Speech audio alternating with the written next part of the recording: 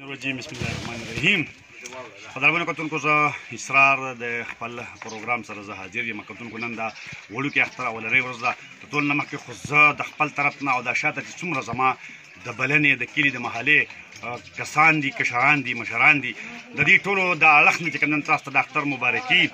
او اختر خو د هر چا خپل یو خپل طور او طریقې. یقینا چې په مونځ چې کوم دا به خلک دلته هم دغه شانتي چې سهار مونځ وشي، د هغې نه پس چې کوم بیا دعا وشي، د دعا نه پس چې کوم خلک بهر راوځي. یو جالوان کلی دی، د هغه کشران مشران چې کوم هغه طرف ته په قطار کې ولاړي او یو بل سره د اختر مبارکي کوي. او یو چې کوم سیری کلی دی بیا دې طرف ته چې کوم دی برغنډو او سیری دغه کلی دي. نو دغه هم مشران او کشران چې کوم دی په قطار کې ولاړي او هغه د یو بل سره میلاویږي. څنګه چې تاسو ګورئ دغه نه پس بیا بلنې چې کوم شروع کېږي.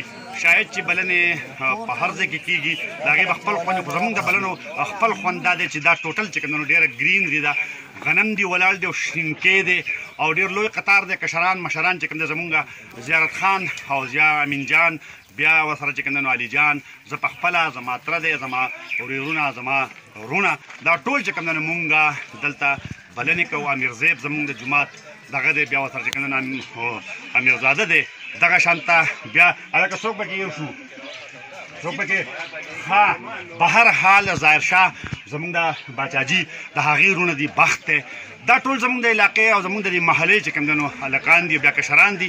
مونږ ټول په یو ځای باندې ګرځو، مشران رانه مخکې، بیا پسې کشران چې کوم دی په موږ پسې شاته او بلنې کوو. هر سړی په خپل کور کې چې کوم دی وریجې پخ کړي دي، هغه راوباسي او د خپل کور مخې ته کټونه او دغه یخودي او مطلب ماستۍ پکې، غوړي پکې، چرګې پکې او مطلب ساده وریجې همي، رنګینې همي، ډېر خوند کوي. زمونږ بلنه چې کوم دی جومات ته چې کله مونږ خپل اخري کور ته ځو، د هغې نه بیا اخري واپس بل اخري کور ته راځو. تقریبا 1 کیلومتر نه زیات فاصله چې کوم دی په دې باندې کورونه موجود دي.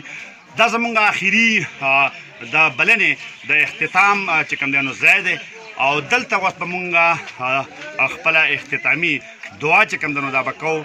او یو روایتي د میلاف ورځ ده، ځکه چې دا په نورو ورځو باندې څوک هر چېرته وي، خو اکثر د اختر ورځ دی چې کوم خلک دلته کې راځي او د اختر په ورځ باندې خامخا د یو بل سره چې کوم خلک میلاویږي. که ضرورتونه دغه مخ کوي، زموږ هم دعا ده، دلته دعا به کوو. بند کړو. دا څنګه چې مونږ ووایو هلکه تاسو دې غلط راوړه کشران که نه، هله شابه شابه شابه شابه شابه شاته ووایئ، شاته ووایئ. ملګري پاتې نو هغه دې خفه کېږي نه. به هر حال دعا چې کوم دی دا اوس مونږ اختتامي کوو. یا الله پاکه زمونږ دا محله چې کومه ده، دا کشران چې کوم دي، دا مشران چې کوم دي، د دې اتفاق ورسره د دې کلي اتفاق، د دې علاقې اتفاق او د دې ملک او ورسره د دنیا چې څومره مسلمان دی د هغې اتفاق او اتحاد نصیب کړي. خدای پاکه زمونږ دا چې کوم کشران دي د دې سره دا د کوم د پښتنو دا طور طریقې دي، دا روایات دي، دې له دا قوت او طاقت ورکړي چې د خپلو مشرانو دغه روایت او دا قوت او دا طاقت چې کوم دی دا برقرار وساتي او دغه د یو بل سره د میلاد دا سلسله چې کوم دا برقرار پاتې شي. د چا پر زړه باندې څه حاجتونه خدای پاک ته هغه پوره کړي او الله تعالی زمونږ دا روژې چې کومې مونږ نیولې دي دا په خپل در کې قبول کړي. او نن چې موږ د اختر دا کومې خوشحالۍ مانځو، دا خوشحالۍ همیشه دپاره زموږ په ژوند کې څو واره چې کوم دی نو راولي او زموږ د اتفاق او اتحاد برقرار وساتي.